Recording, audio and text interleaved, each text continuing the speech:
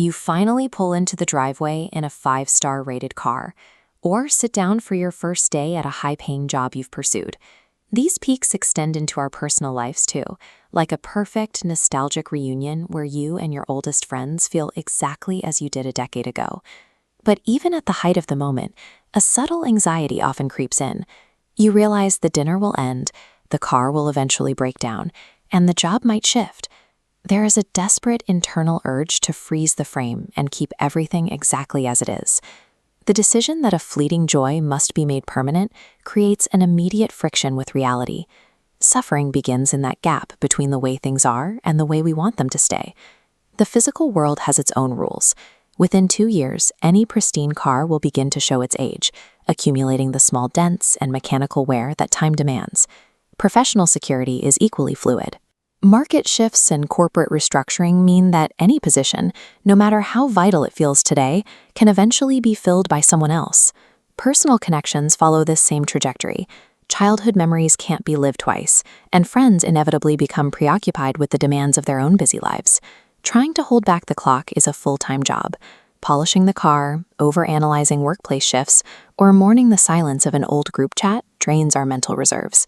This constant struggle against the natural flow of time is the source of our exhaustion. Marcus Aurelius, the Roman emperor and Stoic philosopher, viewed these changes not as tragedies but as universal laws. He observed that the universe operates as a constant flowing stream.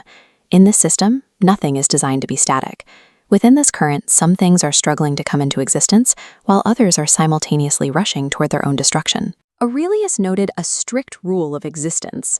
The very act of something being born carries the seeds of its own eventual ruin.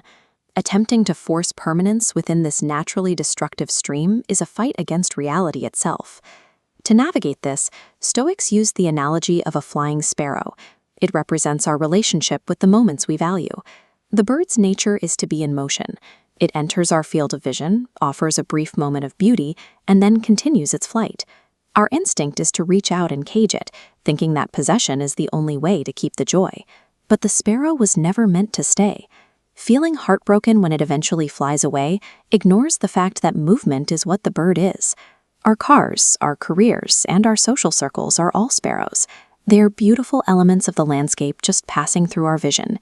Attempting to cage these moments destroys the very quality that made them beautiful. The bird is only truly a bird when it is free to fly.